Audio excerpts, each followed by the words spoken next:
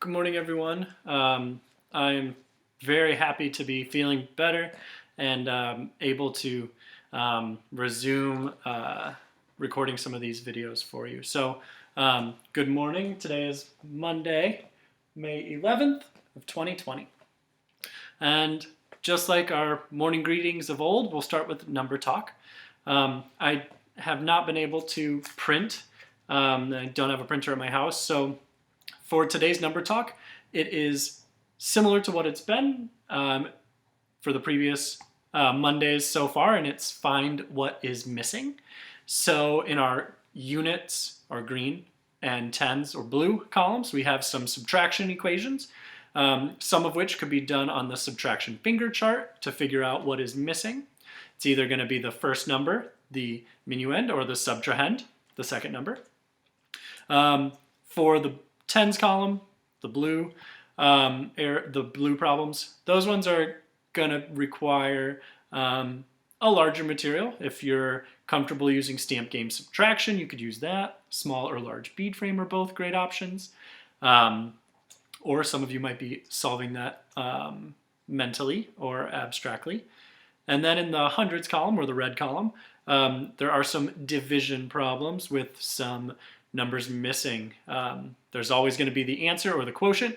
You might be missing the dividend, which is the larger number, or the divisor, which is how many it's being divided into, how many groups. So give that number talk a whirl, and I will be sure to have a printed copy so I can show the answers for your corrections for tomorrow's morning greeting.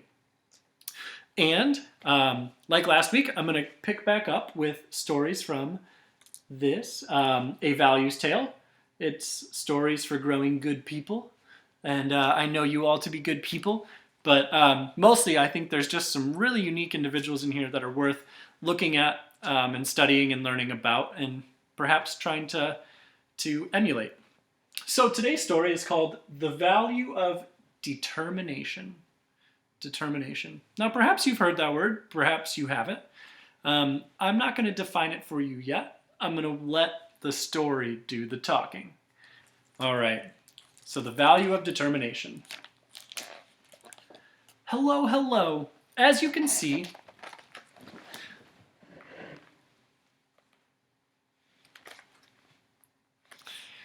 just one sec.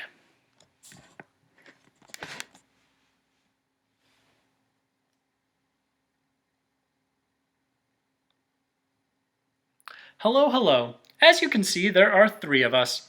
Our names are Sight, Sound, and Speech. We're the true voice of a remarkable girl named Helen Keller. You know, your true voice is that voice inside you that gives your best thoughts. Helen was unlike most children because she could not hear or see or even speak. We are going to help you discover how, in spite of all of this, Helen went on to live a very happy and successful life indeed, because she knew the value of determination. Close your eyes and plug your ears for just a few moments. Go ahead and do that. Close your eyes and plug your ears. Can you imagine what life might have been like for Helen Keller? Well, let's discover that together.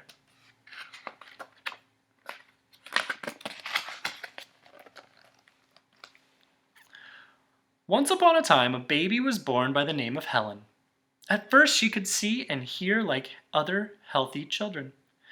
But then, when she was only a year and a half old, little Helen became sick with a very high fever. When the fever passed, something very unusual happened. Helen was left blind and deaf. Her parents felt sorry for her and spoiled her. Helen couldn't understand her dark, silent world and became confused and unhappy. She was frustrated and angry and began to behave poorly.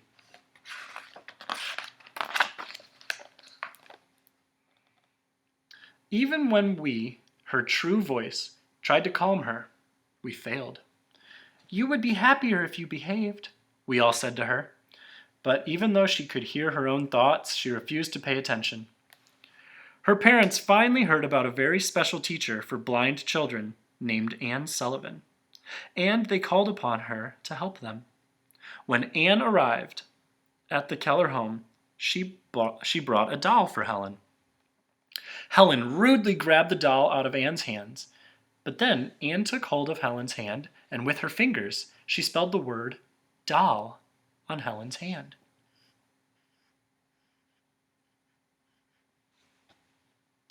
What is she doing? Helen wondered. Sound whispered, she is helping you hear the word doll. She is helping you see what a doll looks like, said sight. She is helping you say the word doll, said speech. But Helen simply didn't understand. Have there ever been things you have found difficult to understand?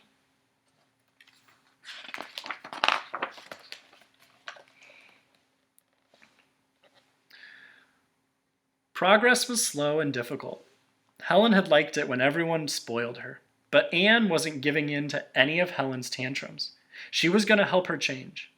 Helen, however, was determined that she would not change. Helen, it's good that you are very determined, we would share with her, but can you use your determination to discover what Anne is trying to teach you?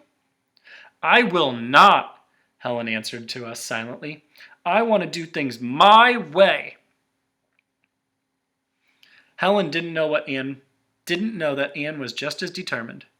Anne spent weeks having Helen touch things and then spelling their names in Helen's hand. One day, Anne took Helen to a well and pumped water on her hands. It was cool and wet. Then Ellen spelled the word water on Helen's hand. And suddenly, Helen understood. She is teaching me the words for things, Helen thought. That's right, we all responded. There are many words to learn if you just have the determination to learn them. Helen became very excited. Can you remember how you felt when you suddenly understood something?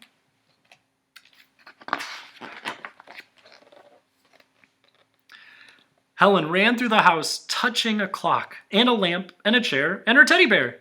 She touched the face of her mother and the mustache of her father. And with each new thing she touched, Anne would spell the word in her hand. The more Helen learned, the more determined she became to learn about everything that she could.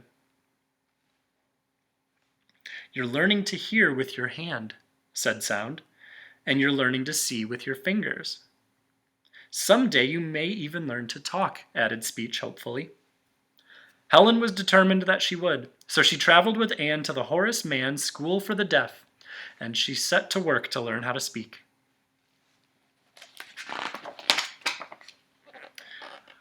When Mrs. Fuller, the school's principal, spoke to Helen, she placed Helen's hand on her mouth.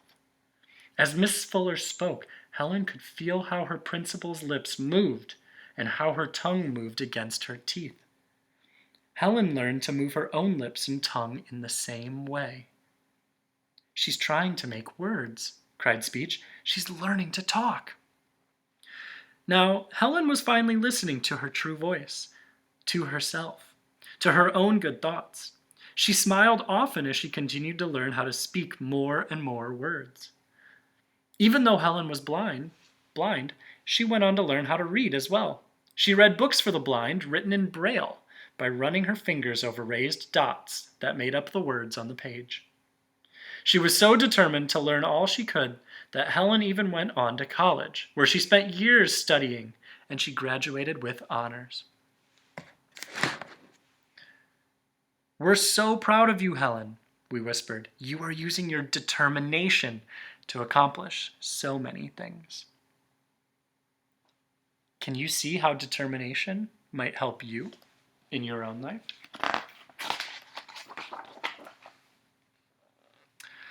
People were so impressed with what Helen had done, that she became famous. Helen traveled all around the world, speaking to many different groups of people. Even kings, queens, and presidents wanted to meet her. The most important thing that Helen did was to provide real inspiration. Through her determination, she helped people see that they too could overcome any difficulties they might have and live happier lives as well. Today, blind and deaf children have more resources than ever before, and through their own determination, they are doing amazing things. Now, as our story ends, you might want to think about yourself. Could being more determined help you also?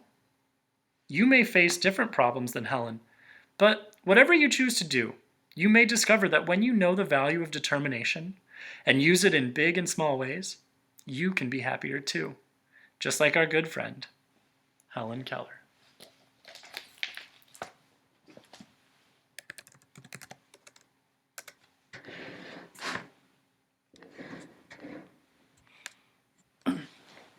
So that is the story of Helen Keller and her value of determination. So just to summarize, Helen became very ill as a child before she had learned to speak and to read. And due to her high fever, she became blind, meaning she couldn't see, and deaf, she couldn't hear. And she was confused. Can you imagine living in a world where you could not see, you could not hear, and because you hadn't learned to speak, you couldn't speak either? Helen was in this position where communication and interaction was incredibly difficult. Can you imagine how you might have felt? Frustrated, perhaps, angry, feeling that it was unfair. Why me? Why do I have this when other people don't? I can only imagine. But lucky for Helen, not only did she have her true voice, but she also had some helpful people who came into her life. Her mother and father obviously wanted what was best for her, and they did whatever they could to provide her with the resources to help grow and learn, to be able to engage with the world and to communicate with others, and to experience and understand those experiences.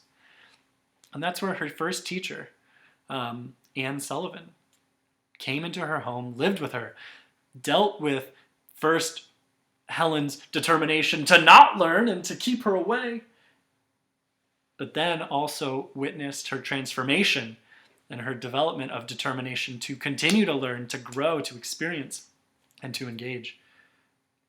So for the rest of the week, we're going to continue to think about the story of Helen Keller and Anne Sullivan and look at some questions, look at some story elements, and perhaps come up with your own determination, your own definition of determination, All right, and here I am with our last week of Who Am I clues. Next week, I think I'm going to go with Where Am I clues. But for now, I once roamed most of the earth. Now you can only find me in Africa and Asia. I am the largest of all the living land mammals. I can live to be about 70 years old. Each day I eat about 300 pounds of roots, leaves, fruits, and grasses, which I either grasp with my long trunk or dig with my ivory tusks. I can use my trunk like a straw to drink or bathe. Who am I? Tune into tomorrow's morning greeting to review our number talk more about Helen Keller's determination, and to see if your guess of who I just described, what animal, is correct. Have a good day, everyone.